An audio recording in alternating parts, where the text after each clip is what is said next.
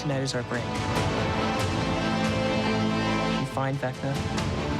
We end this once and for all. Together. You never really know a person. It's just a trap. Guess who's here with me right now? Je veux la guerre. Elle aime jouer. Hello, welcome to your monthly guide to what's hot on TV right now. This month, Stranger Things returns for its final season. A French thriller reimagines Dangerous Liaisons. Kim Kardashian takes on the courtroom, and a new mini-series examines a presidential assassination. TV critic Dheepthika Laurent is here to break it all down. Dheepthika, let's kick off with the finale of Stranger Things. That's right. The beloved Netflix series is coming to an end, Eve, with this final epic season coming 3 years after season 4. It's one of the most watched TV series ever on Netflix. For a decade, audiences, young and old, have been obsessed with Stranger Things. The series fed our 80s nostalgia. It invented lexicon like the Upside Down, Mind Flayers, and Demogorgons. It paid tribute to 1980s horror movie giants like Steven Spielberg, Stephen King, and John Carpenter. It made household names of its teenage stars like Millie Bobby Brown, Finn Wolfhard, and Natalia Dyer. The show follows a group of small-town kids who witness supernatural forces and secret government exploits. The cast talked about how they felt after filming wrapped up on this final series at the LA premiere of season 5 earlier this month. Take a look. The reason that people fell in love with the show in the first place is, I think, because of the characters that the brothers wrote, and to try to be as true to that original vision as possible. This isn't like one of your campaigns. You don't get to write the ending. Not this time. He's planning to end our world. And he's not gonna stop until we're drained of every last ounce of suffering. Stay true to our friends. Do it. I truly trust the Duffer Brothers with everything in me, and I have for 10 years. I'm not going to doubt them on their last go, but let me tell you, they land the plane and everybody is going to lose their damn minds. So, Dipti, what can you tell us about season 5? Well, not much more than what we just heard, Eve. Netflix is staying very tight-lipped about this last season. No advanced screeners are given to press, but we do know that the series will be released not in 1, 2, but 3 parts. And the season begins in 1987, a year after the events of season 4, which ended with Vecna opening a massive gate to the Upside Down, leading to terrible destruction. That season also included the death of Eddie Munson. One of the great things about this series is that they've never been afraid to kill off beloved characters and keep you guessing. And the cultural phenomenon, of course, crossed generations with the presence of Winona Ryder and later Kate Bush's anthem running up that hill, a little wink to Gen Z and millennial audiences. This is really a fan-driven series, and in fact the first season of Stranger Things was so successful it kind of forced Netflix to create their own official licensing division to counter all the cheap Stranger Things merchandising that flooded the market then. Wow, and it's really crazy to think that Stranger Things was actually rejected something like 20 times before Netflix picked it up back in 2016. Now we're going to move on to a star-studded French series out on HBO Max this month. It's been described as an origin story to Dangerous Liaisons. Tell us more. Well, Merteuil, or the Seduction as it's known in English, explores a rise in society of Madame de Merteuil, played by French actress Anna-Maria Bartolomé, after the Comte de Gercourt, played by Emily in Paris's Luca Bravo, humiliates her in public. She seeks revenge against him. And earlier this month, I spoke to Luca Bravo, who told us a little bit more about his character and how he prepared for this role. Bienvenue dans le délicieux enfer du grand monde. À Paris, une femme passe vite objet de désir à objet de mépris. J'ai peut-être quelque chose à vous proposer. Laissez-vous faire.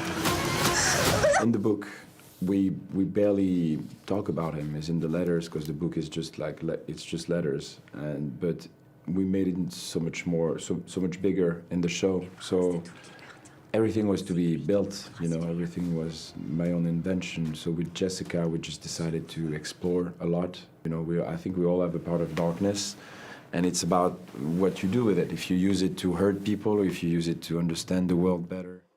So Luca Bravo plays this character, Gercourt, who's really the villain of the show. And really, Marthe is seeking revenge against him, helped by her scheming friends, Valmont, played by French actor Vincent Lacoste, and his aunt, Madame de Rosemonde, played by Diane Kruger. Now, earlier this month, I also spoke to the director of the series, Jessica Palud, and the Marquise actress Anna Maria Bartolomé. They actually worked together before on a film called Being Maria, about Maria Schneider's rise to society. And it turns out that Madame de Marquise and Maria Schneider have a lot in common. Take a look. Actually, I was preparing the Seduction as we were releasing the film Maria. So when we had the premiere in Cannes for Maria, I was also working on the Seduction series. And I think that subconsciously, I was continuing on from Maria. And it was as if I was going even further. Maria is a 1 hour and 45-minute film about something quite specific from 3 periods of Maria Schneider's life. And it's as if the Seduction continues to carry Maria in a way. Je veux que la peur change de camp. Je veux la guerre. Elle aime jouer. Et moi aussi. These are women who the patriarchy have tried to silence. Women who have been knocked down, but who have found the strength and resources to get back up and never lose their dignity.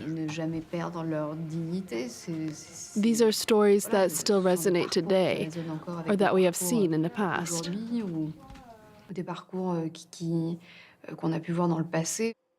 Go on then, Dipti. What do you make of the series? It was really enjoyable to watch, Eve. It's very spicy. It's very addictive. It's a lovely period drama. You can also tell a lot of work went into recreating the sets and the 19th century decor. And it's a wonderful spin on a story that's been well told. Great cast. Anna Maria Bartolomé has such a commanding presence on screen. And I love the feminist angle. You know, the men in the society may hold all the power, but they are mostly impotent in the face of these strong female characters. And that is definitely a fresh angle on this. Okay, excellent. Well, to another female-led series now, making waves this month. Ryan Murphy's legal drama All's Fair stars Kim Kardashian in her first leading TV role. And the critics have spoken and they're unanimous. It's a disaster. The Times called it the worst TV drama ever. The Hollywood Reporter said it was dull and Kim K is a wooden lead. And The Guardian talked of dismal plots, clueless characters, and the worst kissing scenes ever filmed. So, Dipti, is it really that bad? Well, look, it's not entirely Kim Kardashian's fault, to be fair, but that kissing scene is really awful to watch if we're thinking about the same one, and I think we are. But certainly the trailer was viewed a staggering 50 million times, so expectations were high, Eve, and the show does disappoint. It did even briefly receive a 0% rating on Rotten Tomatoes, which is very rare. All's Fair follows 3 women, so you have Naomi Watts' Liberty, Kim Kardashian's Allura, and Niecy Nash's Emerald. They're partners of this all-women divorce law firm. Glenn Close plays a sort of mentor, and Sarah Paulson plays their bitter enemy. They take on acrimonious divorce cases while navigating their turbulent personal lives. Take a look. Laura. Wow, it's you. Right this way. You're the best divorce lawyers in town. I need you to tell us the whole story. She's not getting... Okay. Men, they are terrified of women in power. And women besting men in divorce? No. God, I love my job.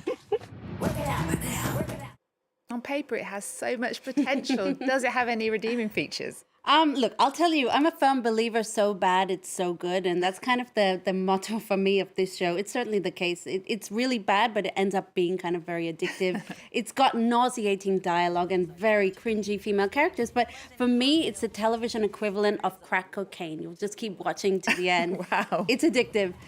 Kim Kardashian is not a great actress, but the writing in the show doesn't help. It's not very good. Her role also is sort of only a slight extension of the one we see on the reality show. So I I think that didn't do her any justice. What did annoy me, though, is that this series was really billed as this show about strong women who end up, for me, doing very little lawyering. They're not very professional, and they end up talking about men all the time. So I find that a bit annoying. Safe to say, as far as legal dramas go, this is not The Good Wife or Ally McBeal. Okay. I think the message is clear about that one. Well, lastly, Netflix has a new historical drama that's called Death by Lightning, and it's actually based on a true story. Yeah, and it's a really, at least for me, a very little known true story. It's a story of James Garfield, who was America's 20th president.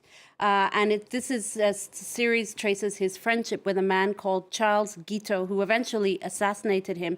It's quite an incredible story, Eve. It's recounted in this 4-part series starring Michael Shannon as Garfield and Matthew McFadden as Guiteau. So the set takes you straight into the late 19th century, so do the costumes. The language was a little bit anachronistic, but I'll let that slide because the casting is really excellent. And there's a lot of similarities between Matthew McFadden's Guiteau and his Tom Wamsgam's character on Succession. Both are ruthlessly ambitious and quite delusional. Shannon, too, excellent as a man sort of trying to stay above the fray as president. Look, Netflix has made a habit of churning out, B-grade drivel. But then they drop a series once in a while that is entertaining and educational, and this is certainly Death by Lightning. I certainly love your brutal reviews. Dipsy, thank you so much for telling us what to watch or what to avoid this month. We're going to leave you with a look at Death by Lightning, out this month on Netflix. Thank you, everyone, for watching. See you next time. My name is Charles Guiteau. What line of work are you in? Politics. Jim, you're their leader. Your job is to inspire hope. Perhaps I can't change anything. You will not run from the battle. Now go show those bastards who we are. All I want to do is help. Who is this man? What is he doing here? You are a seeker, an opportunist, Mr. President! and a pest. Eat shit. I'm a taxpayer.